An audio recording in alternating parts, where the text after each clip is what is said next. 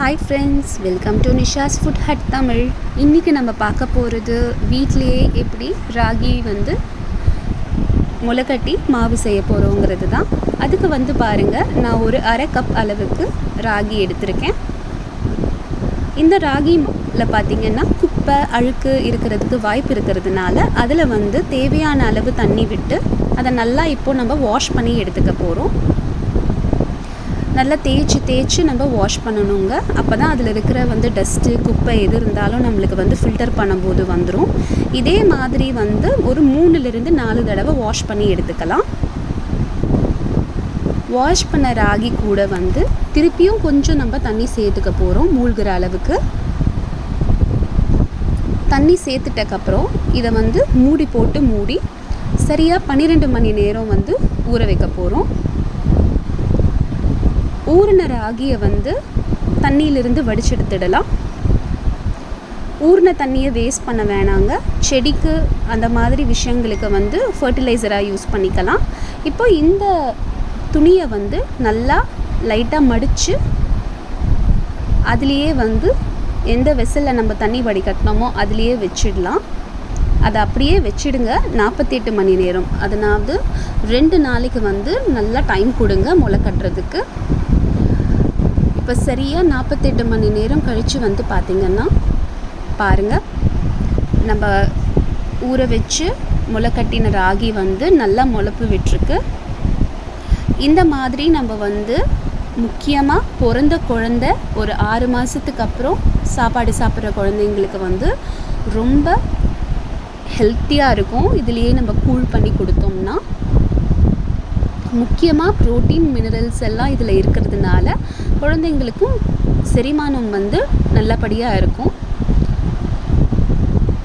என்னதான் நம்ம ஊற வைக்கிறதுக்கும் முளைக்கட்டுறதுக்கும் டைம் ஜாஸ்தி எடுத்தாலும் இதில் கண்டிப்பாக குழந்தைங்களுக்கு கொடுக்கும்போது இந்த மாதிரி செஞ்சு கொடுக்கறது ரொம்ப நல்லது.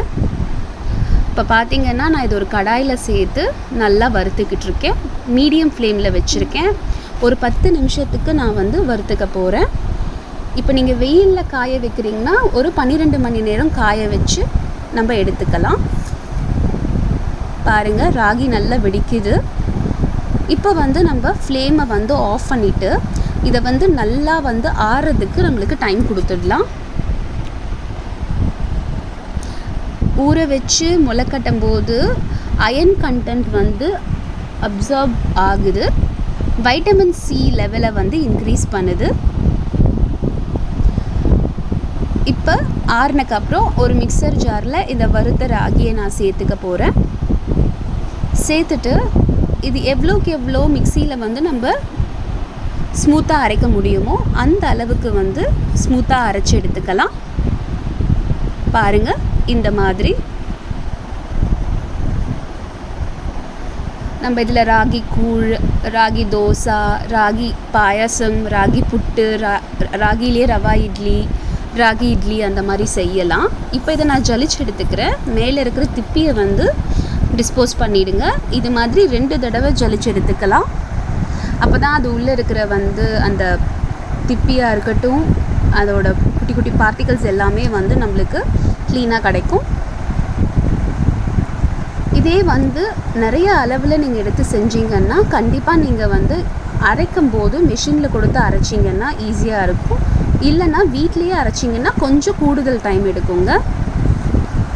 பாருங்கள், நம்மளோட வீட்லேயே ரெடி பண்ண ஹெல்த்தியான முளைக்கட்டிய ராகி மாவு ரெடி. இதை கண்டிப்பாக வீட்டில் செய்து பாருங்கள். உங்களுக்கு ராகி மாவை பற்றி தெரிஞ்ச ஏதாவது ஒரு இன்ட்ரெஸ்டிங்கான விஷயம் இருந்துச்சுன்னா கீழே நம்ம கமெண்ட் செக்ஷனில் பதிவு பண்ணுங்கள். நிஷாஸ் ஃபுட் ஹட் தமிழ் சேனலுக்கு சப்ஸ்கிரைப் பண்ணுங்கள். பக்கத்தில் இருக்க பெல் ஐக்கான் கண்டிப்பாக ப்ரெஸ் பண்ணுங்கள். என்னோடய அடுத்தடுத்த வீடியோக்கள் எல்லாமே உங்களுக்கு நோட்டிஃபிகேஷன்ஸ் மூலியமாக கிடைக்கும். ஸ்டே கனெக்டட், கீப் வாட்சிங், ஹாப்பி குக்கிங்.